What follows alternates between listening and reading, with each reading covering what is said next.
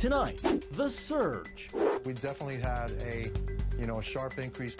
Florida breaks a record for cases of COVID-19, while at least 17 other states experience an increase. I think things are getting so bad or are so bad, they may need to go back to a shelter-in-place order. This amid a staggering toll, with more than 134,000 deaths across the country.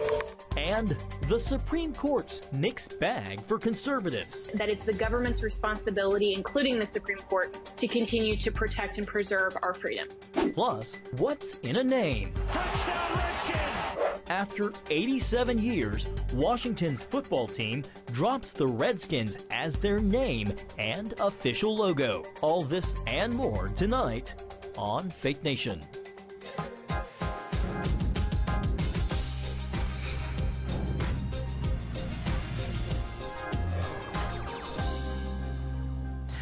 The White House targets one of its own after record-breaking days battling the coronavirus crisis. Welcome to Faith Nation.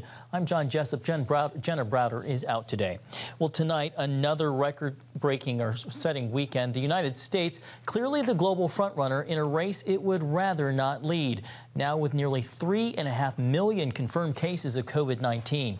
CBN national security correspondent Eric Phillips leads us off. Eric, about half of those cases right now are currently active, and that's not to mention the 135,000 who've already died.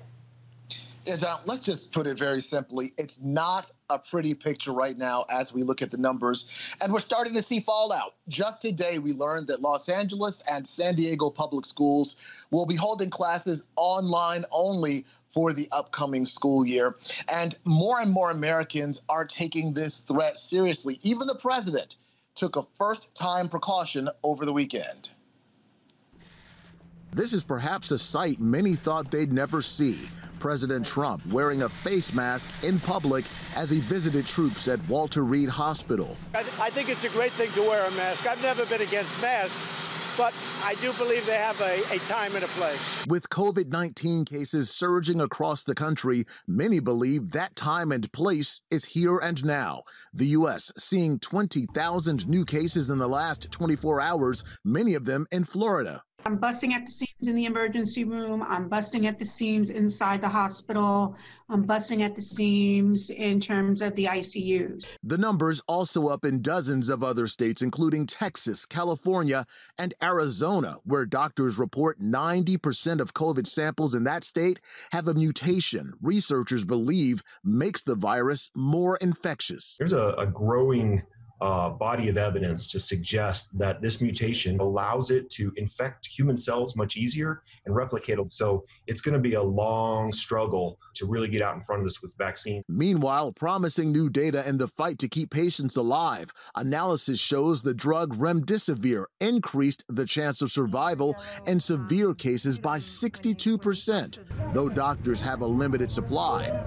And at a summer camp in California, children are being taught how to self-administer COVID tests. Being able to show that the kids are really able to do it on their own in a way that's pretty safe for them and very comfortable, it means that we can then do it in a school setting. Something that could prove useful as school leaders across the country consider plans for the upcoming year and whether students will return to the classroom. The Trump administration pushing hard for schools to reopen. It's more a matter of their health and well-being that they be back in school. We've seen this in other countries in Europe and elsewhere in the world where students have gone back to school and have done so very successfully. That should be the goal. And turning to higher education, new government regulations mean some students may have to leave the country. That's if they're here on a student visa and they plan to take all of their classes online this upcoming semester. According to ICE, those visas will not be renewed. If they would like to continue their education stateside, they will apparently have the option of transferring to another school that will allow them to take in-person classes, John. All right. Thank you, Eric. For more on that policy affecting international students this fall that Eric was just talking about, let's bring in Greg Howe. He's the senior assistant to the president of InterVarsity Christian Fellowship. Greg, welcome to Faith Nation. Now, if I understand correctly, this would apply only to international students who are taking entirely online courses. Is that right?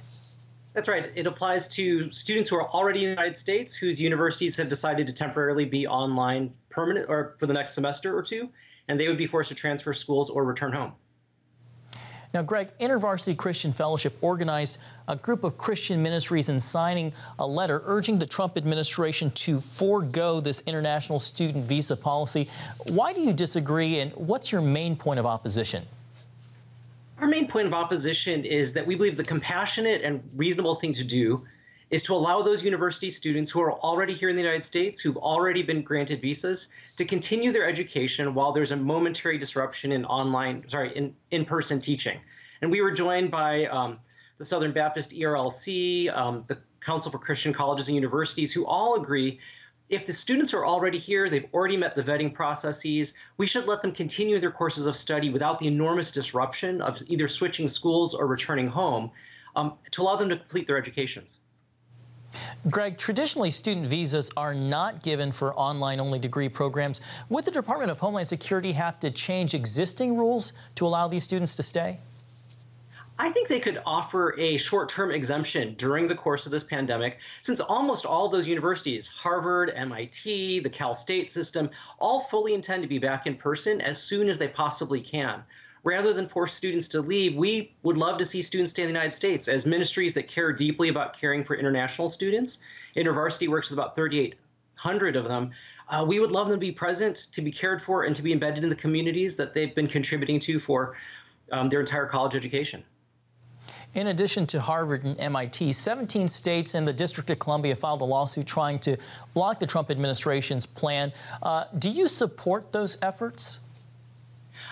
I encourage any efforts that would cause ICE to rethink the policy to allow them to continue to offer a short-term exemption while we're in the midst of a pandemic. I think the reason you're seeing universities do this is that even though international students make up about 12 to 15% of the university population, they pay 30% of tuition fees. So we have a ministry desire to see international students stay. Universities have an economic desire.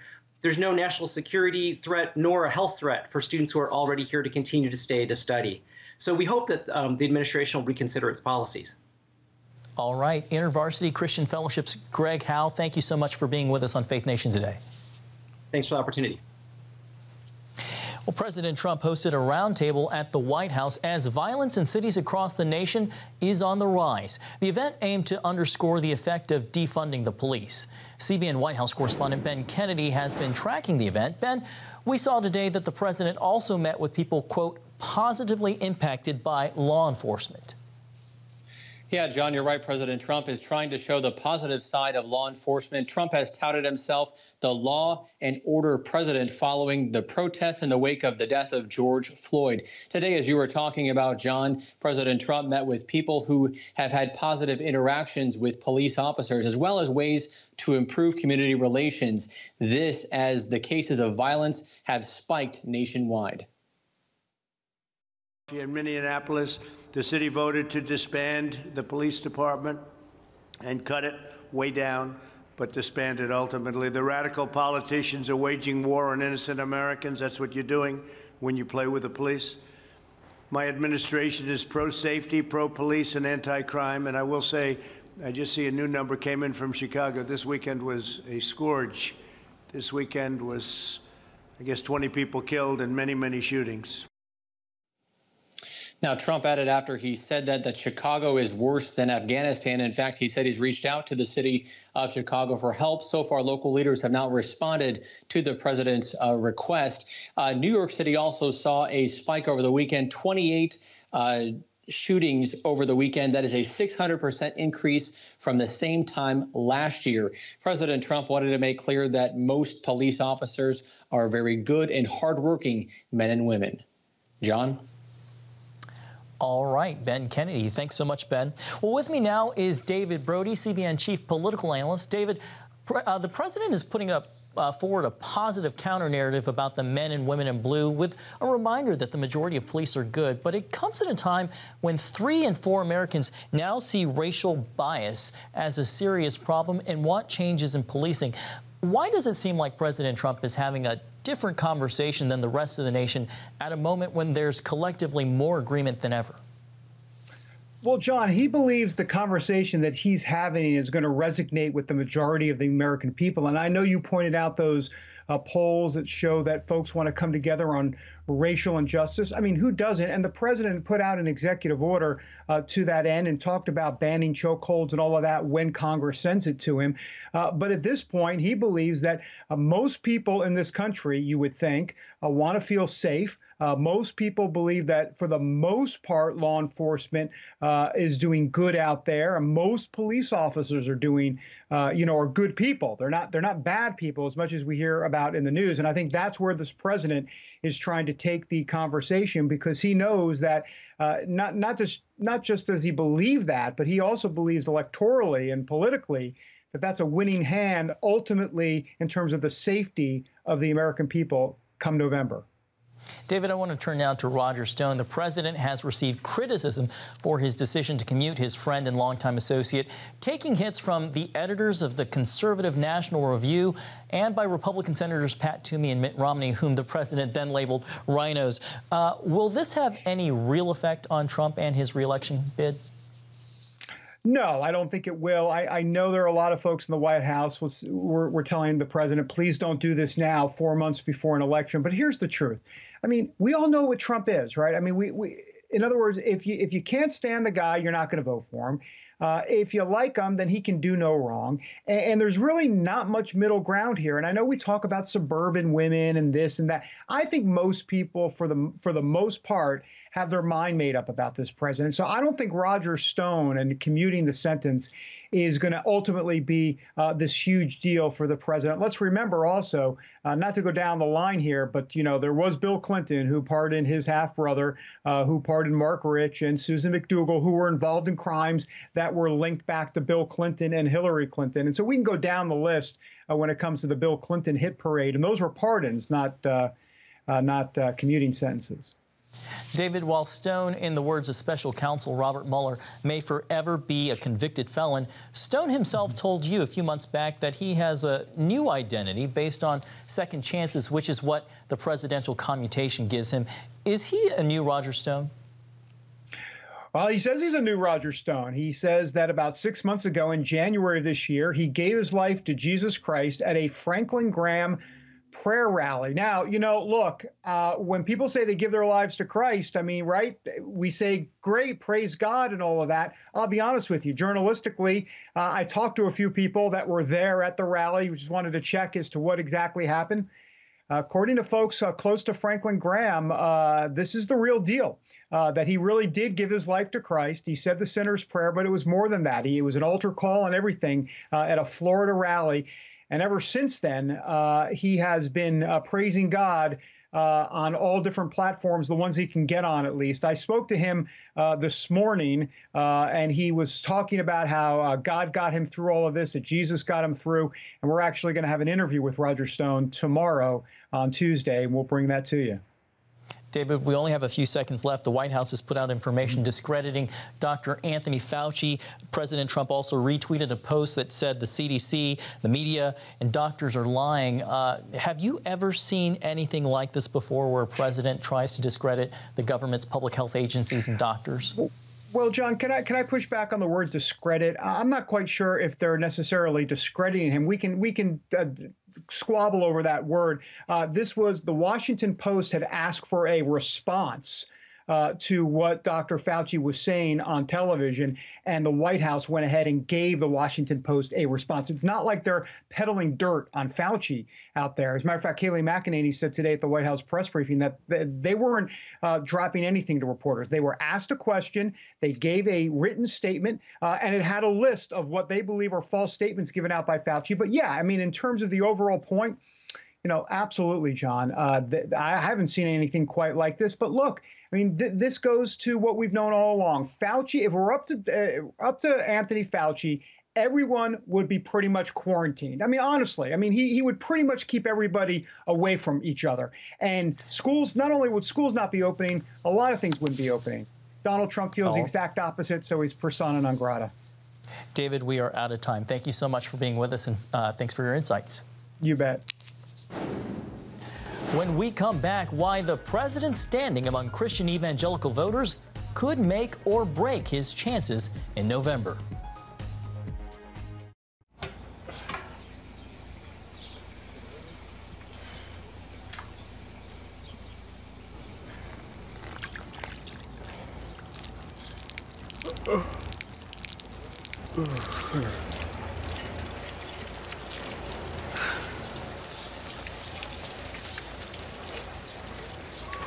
Life is better with a good night's sleep. Get your free DVD or booklet of Protect Your Sleep as the world watches from the outside. It's a big diplomatic tug of war here in the Middle East. Go inside the story with Jerusalem Dateline. Israeli archaeologists are talking about a discovery that could change the thinking about the Temple Mount. Join CBN Jerusalem Bureau Chief Chris Mitchell and get the biblical perspective on the events shaping the world. It's what starts in Israel then ends up going to other places. Watch Jerusalem Dateline Friday night at 9:30 on the CBN News Channel. Life. It's meant to be lived fully. Jesus said it. I came to give you life. Life to the fullest. Life in your family. Life in your finances. Life in your body, mind, and spirit. Life in your everyday.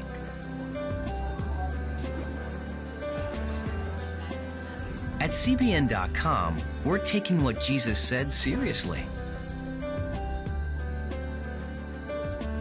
We're here to help you discover life. Life. Live it fully. CBN.com.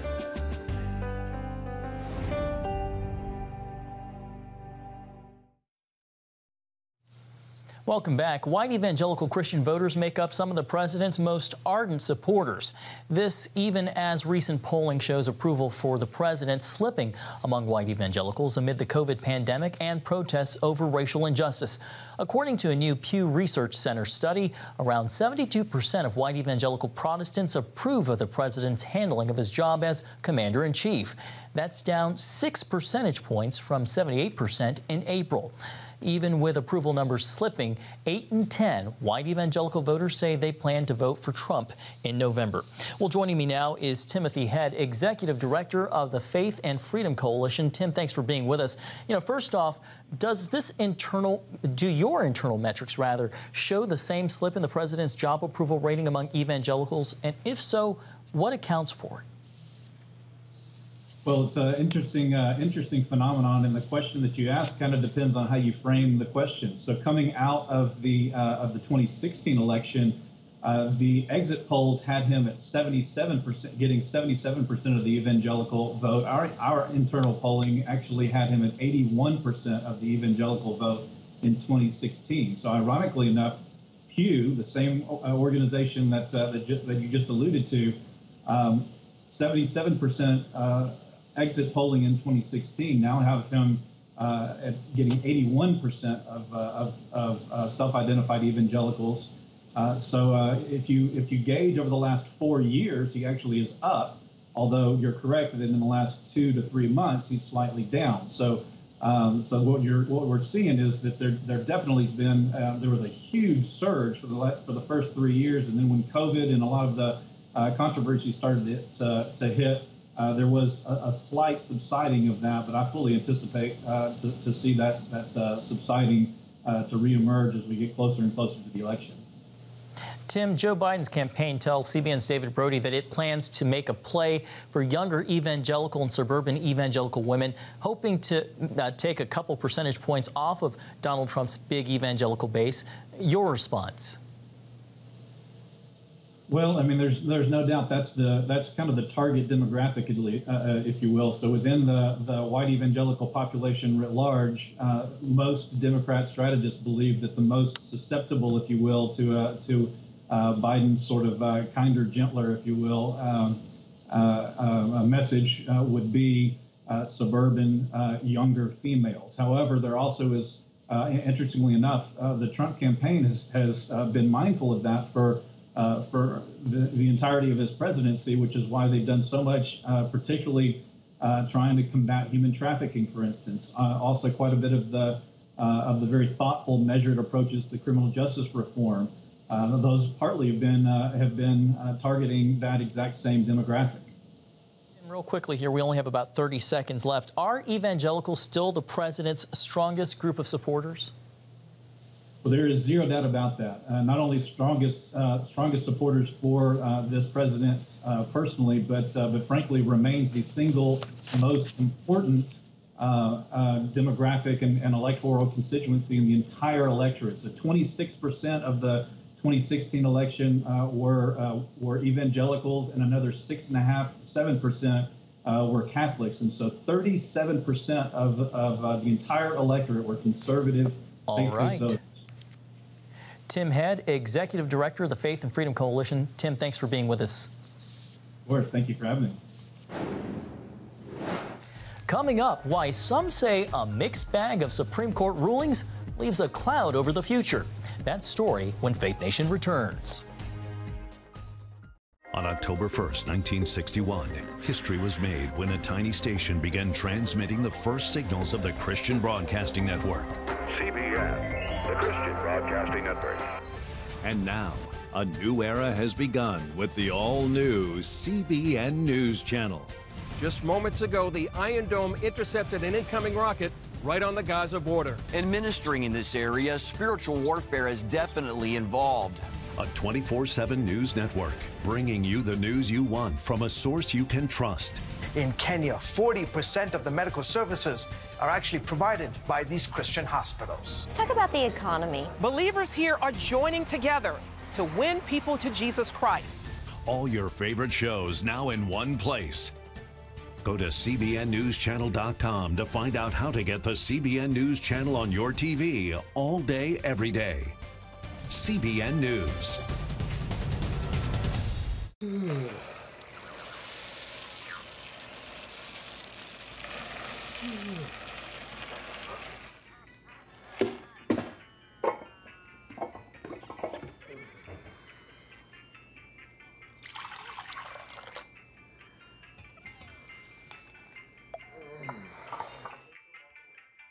Life is better with a good night's sleep. Get your free DVD or booklet of Protect Your Sleep today. Life. It's meant to be lived fully. Jesus said it. I came to give you life. Life to the fullest. Life in your family. Life in your finances. Life in your body, mind, and spirit. Life in your everyday. At CBN.com, we're taking what Jesus said seriously. We're here to help you discover life. Life. Live it fully. CBN.com. Welcome back. The Supreme Court is on a break after handing down its final decisions last week. The most recent term proved to be a mixed bag depending on which side of the aisle you fall. As CBN's Paul Strand reports, while religious freedom saw key wins, one ruling in particular causes concern for people of faith. This Supreme Court term gave strong support to religious liberties in the final week, but an earlier ruling left a cloud over the future. June's ruling in the Bostock case radically redefined what sex means. Author Luke Goodrich warns that creates potential problems as the court has now made firing homosexuals or transgenders sex discrimination. There are tens of thousands of religious organizations across the country that expect their employees to uphold their religious teachings about human sexuality. So in one sense, Bostock could greenlight a lot more lawsuits by former employees against religious employers. Constitutional lawyer Jenna Ellis warns the ruling goes even further because it's a clear example of the court legislating from the bench. The Supreme Court read into a 1964 law, knowing that that wasn't the intent of that Congress to define sex to include sexual orientation and gender identity. That term sex was only meant to be the biological difference between men and women. And so if the court can read into a term from a 1964 Congress, what else might they read into future legislation that damages religious liberty and free exercise of religion and the ability ability for Christians to follow our sincerely held religious beliefs in the future. So the precedent here is not just for employers. It's a precedent of whether or not the Supreme Court is going to give themselves overwhelming power that's not constitutional to then read into future congressional acts. And we need to protect against that. Ellis believes Americans can do that by exercising their right to vote. To protect religious freedom, to protect pro-life, and to protect the founding of America's principles, that our rights come from God, our creator, not our government, and that it's the government's responsibility, including the Supreme Court, to continue to protect and preserve our freedoms. Paul Strand, CBN News, Washington. Thanks, Paul. Coming up, this burgundy and gold mascot is retiring with no replacement on the bench.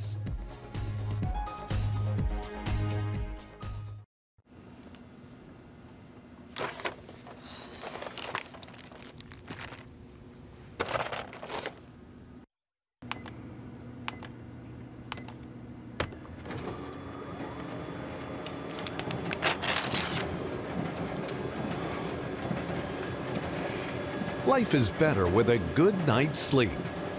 Get your free DVD or booklet of Protect Your Sleep today.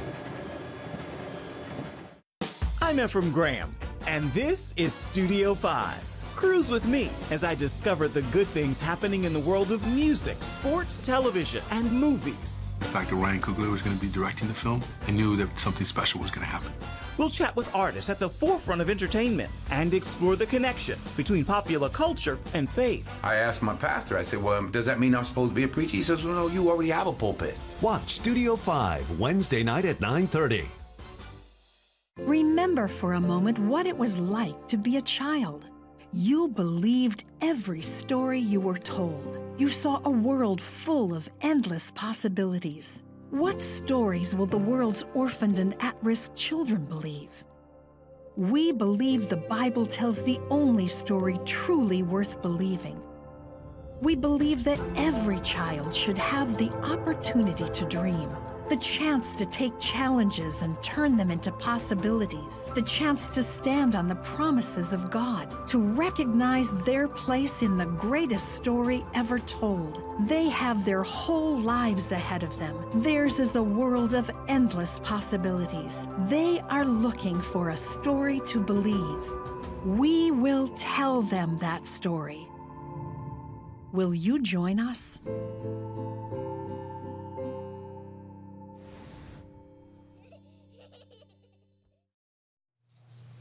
Well, finally tonight, there's no doubt a lot of change in the world and in the sports world as well. Unexpected changes in the middle of shutdowns shaking up fans and teams alike. But a name change for one franchise had long been anticipated due to racial connotations. The Washington Redskins announced this morning that they're no longer using that name or Native American imagery. The NFL is starting to take steps to start scrubbing it.